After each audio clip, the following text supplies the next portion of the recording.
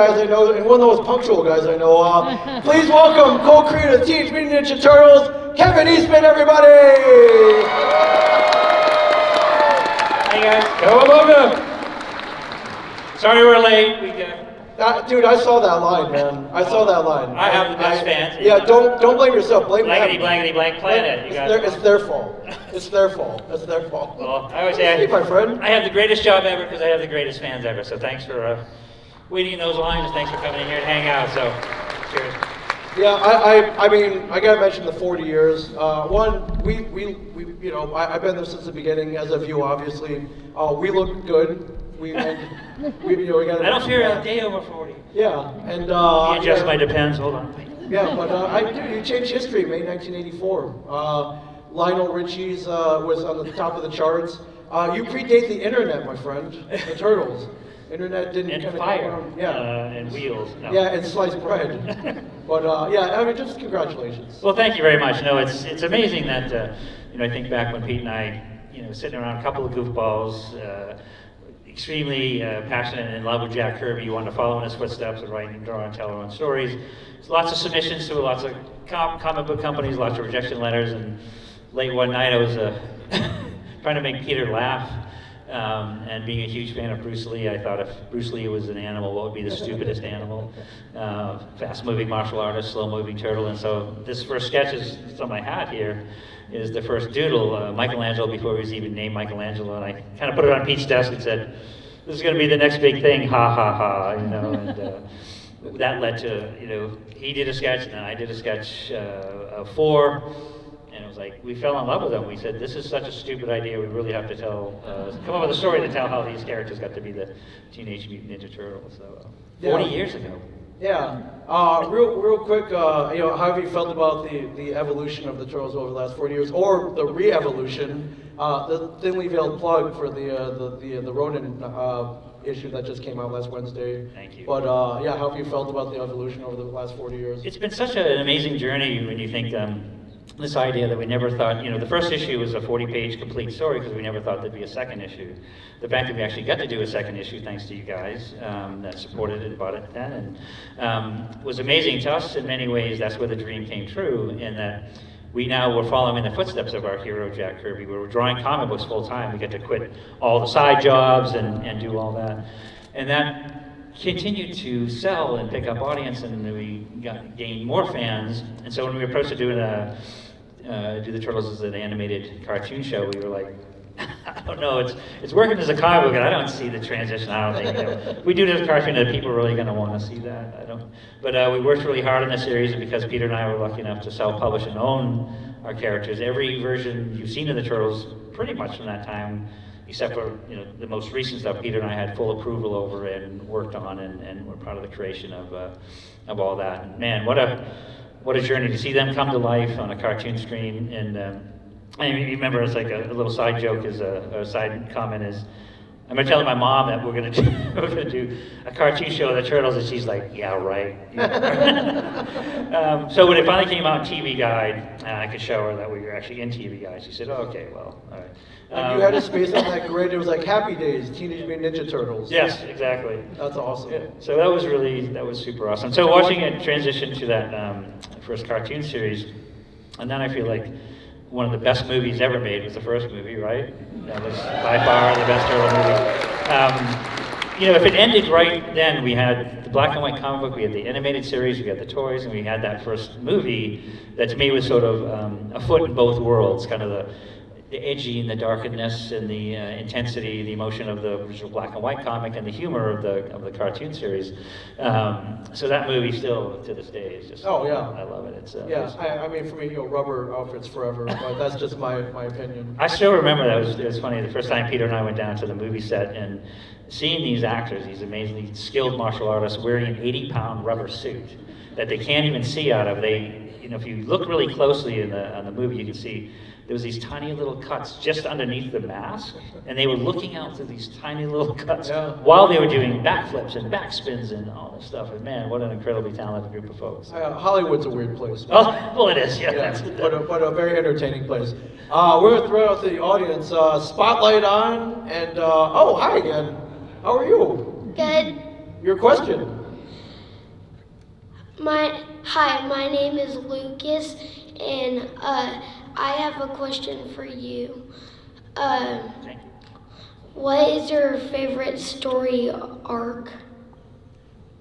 Favorite story arc? Yes. That's a great question, and nice to meet you. Thanks for dressing up. You look so cool. I love the cosplay, especially at the Comic-Cons. It makes it seem like much more fun, more like a party. Oh, yeah. It's like I love Yeah. it. But my favorite story arc, I think, was some of the early issues where, when Peter and I went from the first issue, which was kind of a parody, where we were poking a little fun at comics, but putting in bits and pieces of what we loved about comics. And then when we first started telling our own original stories, like issue 2 had the introduction of April O'Neil and Baxter Stockman and the Mausers, which I love. The introduction of Casey Jones, which came very early in that series.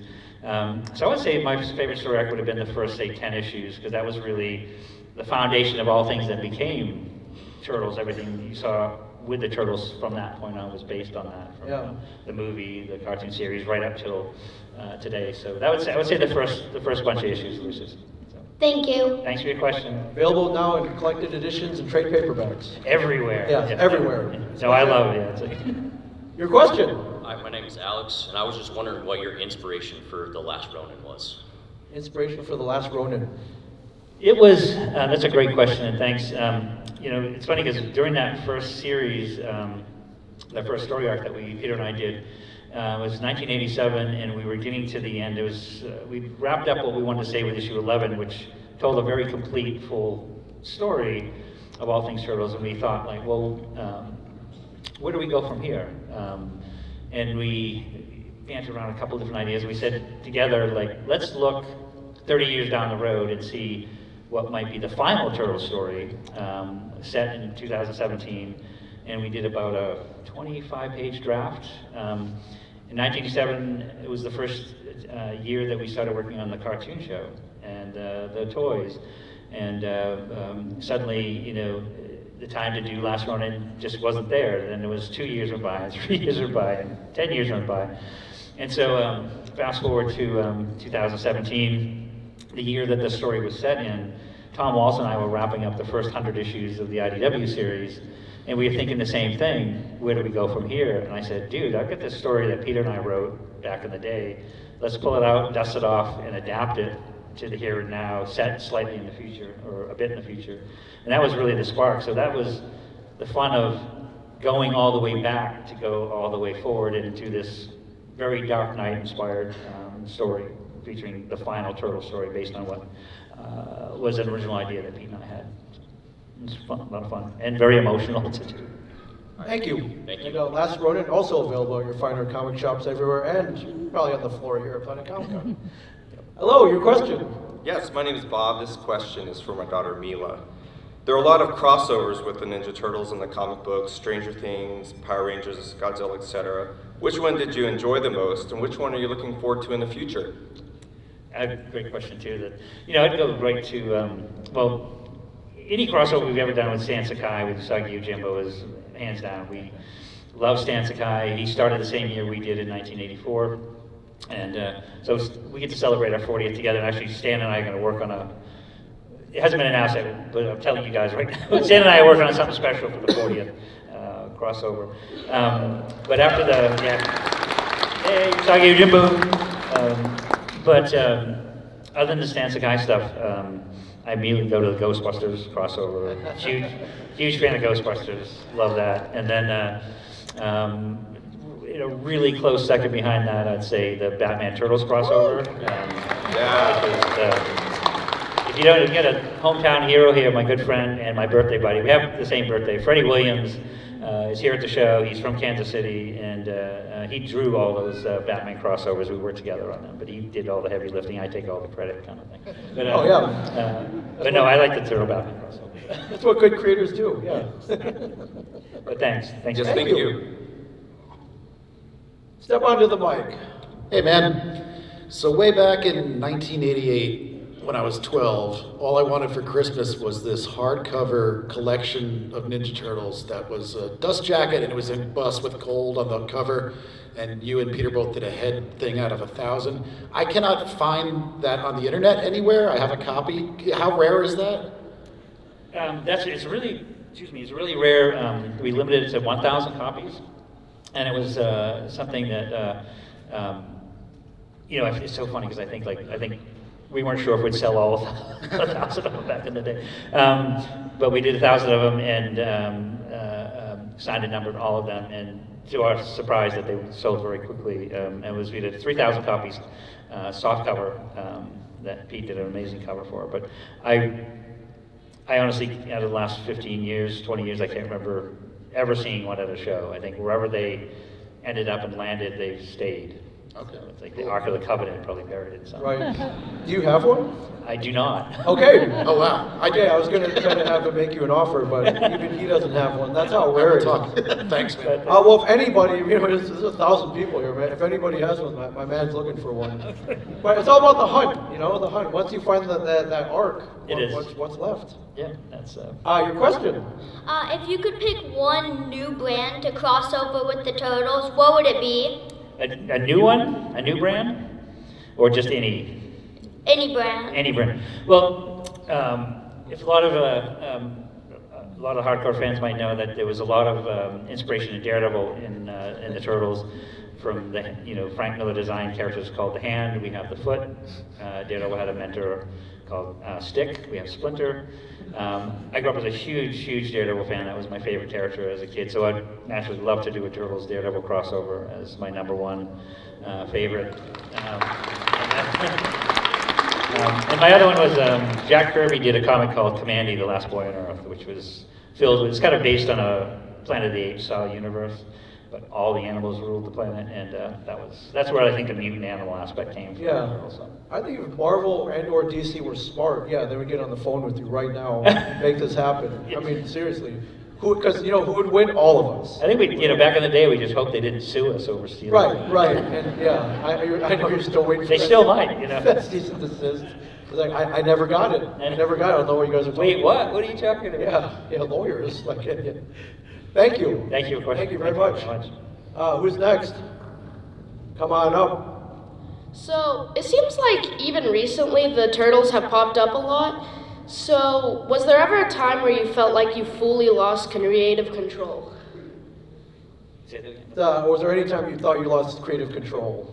That was one of the amazing things, and one of the things that we were very lucky about, because, again, I bring up Jack Kirby again, because we were such huge fans of his work, but he was a creator that worked in an industry that was work for hire. So most of those people that created most of the Marvel Universe, the DC Universe, and those kinds of things never got to share in the creative control of the characters or profit from them. So when we were lucky enough to self-publish and keep that control, for the first 15 plus years, Pete and I were adamant. There was nothing with a turtle that you saw on it that anybody saw on it as a product or a toy, licensing, a TV show. We worked on all the scripts, we worked on the movies, and that was just fantastic and quite overwhelming, because be careful what you wish for in some respects, is that you wanted control of your characters. So suddenly, Pete and I having the ability to sit and draw and tell our own stories, we were now working on stories by other people on our characters. So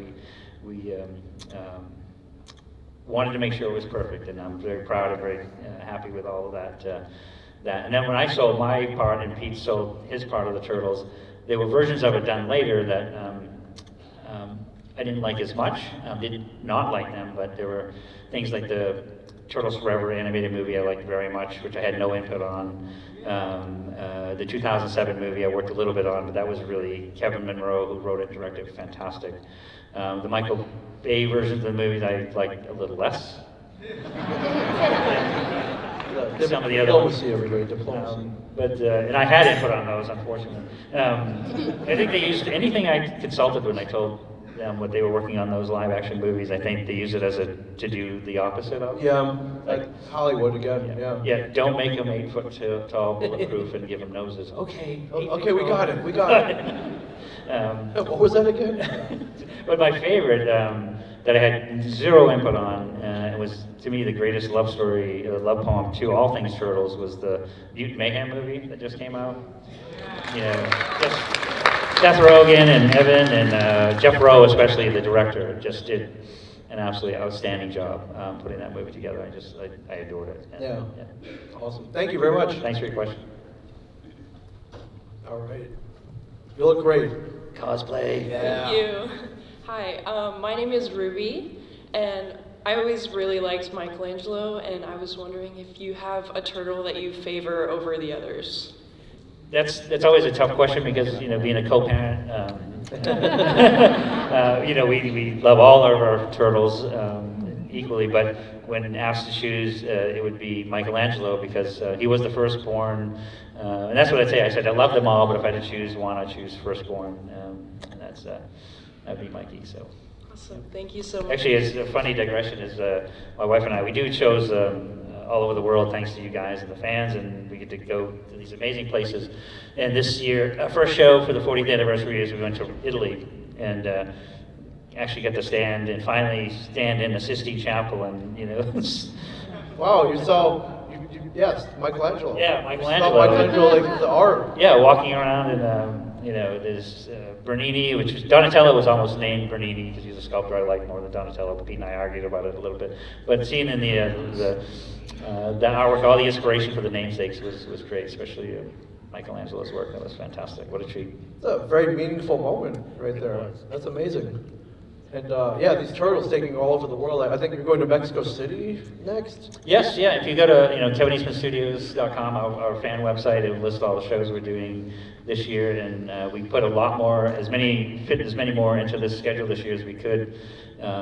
Just because it's the 40th anniversary, it's such an amazing year. I still, you know, like I said when I first came out, I've had the greatest job ever for 40 years. I'm living a childhood dream every day. I was drawing until 1 in the morning, I think, before we got up and went to the plane to come here. Yeah. Finishing a cover, and when I get home on Monday, I've got to go back to drawing, and could not be more thrilled and happier. And I have this job because of you guys, and thank you. But this year we're going to Mexico City next, which is fantastic because it's the Escorza brothers, who the main artists team on Last Ronin. That's their home city. You going this year? No, they don't. They only invite me to like Kansas City. Kansas City. And you know, I got to go to Peoria last week. So no Mexico City. I mean, if anybody knows anyone, You can come with us. Come on. Yeah, all right, TV Smith. Yeah, I made it. But Mexico City is really exciting, and then we're doing a show in Paris, and then in which is also fantastic. A lot of fans, European fans, but then the big. We're really excited about a show the third week in April, which is the show host that put together the very first Comic-Con that we premiered issue 1, May 5th, 1984. Ralph DiBernardo from Jetpacks is having a comic in Portsmouth, so we're doing the Portsmouth Minicom close to the 40th anniversary as possible. So that's pretty home turf, you know. It's like you, yes. Yeah, it's Portsmouth, New Hampshire. Portsmouth, New Hampshire. Yeah. I got drunk there once. You did? Yeah, I had to walk back to Kittery because that's where my car was. Oh my God, that's a long walk. A few miles, yeah. A few miles, but yeah, sorry, just sparked the memory, so. Thank you. Anyways, your question. Hi, Kevin, I'm Carla. I'm here for my son who couldn't be here, and you've met him before because he's Super Shredder. Super Shredder. You remember him? Yeah, I love that. Yeah, he's got even a better costume now. And he made you the Foot Clan mask. And yes. I remember that, yes. I also have 2 of those original black and white comics that you made. Amazing. That's awesome. Do you have a question? Not really. Oh, okay. No, that's, you know, it's funny that like the Super Shredder and some of the Shredder, I love that a lot of these, I mean, it's not something you buy off the shelf. They're made, they're handmade and spectacular, by the way. I remember that. So. And it's even better now. Yeah. Well, please give them my best. Okay, thank you. Thank you. Come on up to the mic. Throughout the 40 years of TMNT, which adaptation do you think most accurately conveyed the true spirit of their characters, or which specific turtle? What was that? Which? Can you repeat that a little louder? Which specific turtle, maybe? The 5th turtle? No. Sorry, like which adaptation? Oh, which adaptation? Showed off their character the best, how they should truly be in their spirit. Which adaptation captured the true spirit of the Turtles? Man, that's, you know, I almost immediately go to the first Turtle movie again, because I felt like, you know, even though some of the earlier issues they did, the black and white issues, they had some humor in it, but there was more humor in the cartoon. The original series was a lot more intense. And I loved when Peter and I worked on the cartoon series that we got to develop this this funnier side of the Turtles, and even adding things like, Cowabunga was created for the cartoon series, which a lot of people say, well, where did you get that from? And it wasn't the Howdy Doody show. He actually sued us over that. Stealing Cowabunga. But You got sued by a puppet? we did. Okay. I'm not kidding. And but we actually saw, when I grew up in Maine, and actually a bunch of other maniacs. My sister's in the audience here somewhere. Shout out to Maine, man. Maine. Yeah. Yes. But growing up in Maine, when we watched those beach blanket bingo, Frank, Yeah. for the Yep. show. Yeah, Frankie, yeah. Frankie, It was Hang Ten, Cowabunga, Yeah. all that stuff. So, but I love the humor side of that. So with the first movie, it was really a wonderful blend of both sides of those, heart and soul, a good sort of family, the importance of the family bond that the Turtles had with Splinter, and surrogate family, adopted family members like April and Casey. And then so we get the dark and the comedic side. So I think that's my favorite adaptation of pretty much any of them. So, thanks for your question. Yeah, available on streaming now, everybody. Teenage Mutant Ninja Turtles, the first movie. Come on up to the mic, my friend. So whenever they do a new movie or show of the Turtles, a lot of times they'll include like Easter eggs to the history. So my question is, what's your favorite Easter egg that's ever been included in a Turtle show or movie? Great question, because there's a couple I think of immediately. And actually going back to the first movie, was my favorite, was while we were on set, we spent a lot of time on set while I was shooting it, and Steve Barron, the director, asked me to do a cameo, and I was like, I said, yes, absolutely. And so they put me in costume, and there's a scene in the movie where it was a setup for the garbage truck, which they end up squishing Shredder in. So this garbage truck sort of pulls around the corner in the background, and there's a garbage van carrying 2 trash bags. You're kind of looking at it through 2 turtles talking, another Leonardo's fighting a couple, and then kind of down the street is my scene, and I keep so I told everybody, I'm in the movie. So when it finally comes out and we're watching it, you see this little black shape come out and go back. And I'm thinking there's going to be a dramatic close-up of me going like that. Yeah. And so I told everybody I was in the movie, and I wasn't. So, but that was it. But the next one is I did the voice of Ice Cream Kitty in the cartoon series, which was really fun. I loved Ice Cream Kitty. That was one of the super funny things that Cyril Neely put together for that show. And then I was in the Mutant Mayhem movie. I was officially credited as Good Human. Good humor. Good Human. Oh, Good Human. Yeah, it's like, the ending scene, if you guys seen the movie, it's like when they're in the big showdown with the giant mutant, and Splinter's trying to get the anti-mutagen, and he's dropped, and he's hurt, and he's this stuff, and he hates humans because humans were beneath to him, and I'm the one that walks over and says, can I help you, and help him up, and he gives me the thing. So they credited me as Good Human, and that was Jeff. Jeff and Seth wanted me to do that bit, and I was really thrilled and proud to be part of it. Yeah, there's no acting in that. You are a good human. You are a good human. Thank you very much. Thanks for your question. Who we got next? Right into the microphone. Hi, I'm Jacob, and I've just been curious if you've ever had or at least there's been plans to cross over with the Transformers, since the brand shares some milestones and both are very toyetic. Cross over to the Transformers. There was a bunch of discussion on that, because at one time IDW was publishing Transformers as well. And it was around the time we did the Turtles Ghostbusters crossover, and we then ended up doing a Turtles Power Ranger crossover, and so there was a lot of discussion to do that. But it's funny, I immediately think of years ago, and it's very rarely has been seen here in the States, but when we first released the Turtles in Japan as a licensed property, it didn't do that well at all, which was we thought it'd be a natural. Yeah, they love cute animals. Ninjas in Japan are basically murderers, so that they'd be right. like, Teenage Mutant Murdering Turtles, what is this show?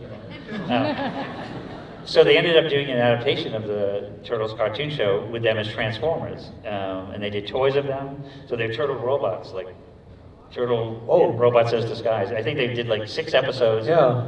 It didn't really work. Oh. And they're even. But I'd love to see a Turtles Transformers crossover. Not directed by Michael Bay. Right. We'd hope with the Say that out new loud. director. No, you did not. Thank you. Thank you. Thank you. I think we got like We got one time more. for one more. So you ended on a good note, my friend. Your question. My name's Miles, and how did you choose the color for the Ninja Turtles bandanas? Oh, that's a great question to end on too. No. No, it was great story. Is so Peter and I had a few meetings, early meetings with the toy company and the animation company because we were working on them both at the same time. And the Turtles were originally a black and white comic book, and even when I did the first couple color covers of them, I painted all the bandanas red because the insides were black and white, so it didn't really matter. And so we were sitting with the toy company, and they were like, "Well, how do you tell them apart?" And we're like, "The weapons, duh." No, and so they said, "Is there some way we could help differentiate them a bit more and make them stand out?" And it was Pete's idea to do the different colored bandanas, and it was very specific in that Raphael being kind of our originally sort of a raging Raphael, we kept him red. Michelangelo was kind of the funnier, sillier one, so orange was natural. Leonardo blue, leader, kind of more regal color, and then Donatello is the bow staff is sort of a more peaceful, thoughtful character. So purple would seem natural for him. But yeah, that was the evolution of that. Thanks. Great question. Thank you. I gotta get you back to that massive line, man. Like I don't want you to stuck here till midnight. So, but you'll be there. You'll be here all weekend. Yeah, we're sleeping over. Yeah, we're sleeping over. But you're also autographing everything, remarks, everything. So please go visit this legend at his table while he's here in Kansas City. And congratulations on 40 years. Here's the 400 more. And if they invent cloning or they can replace our blood. We'll be doing cons for another 400 years. But I mean, the Turtles will live on forever. I have no doubt. So congratulations. Well, thank you very much. And this is our official second show of the year. And we've been to Kansas City many times. You guys always turn out and stand out. And I don't joke when I say that I do have the best job ever because I have the best fans ever. And I say a dozen times or more, I wouldn't stand in line to meet me. I'm glad that you guys will. Wait a second. Hold on. Oh, it's Mahomes again. Shit. Oh yeah, Patrick. Yeah, let it go to voicemail. Yeah, I will. It's texting me all morning. No, it's so excited to be back here with you guys, and we appreciate you so much. So thanks, and sorry we're late. We'll be back. We're going to photo ops and then back to signing. We're back to signing. Ladies and gentlemen, give it up for Kevin Eastman, everybody. Thank you, guys.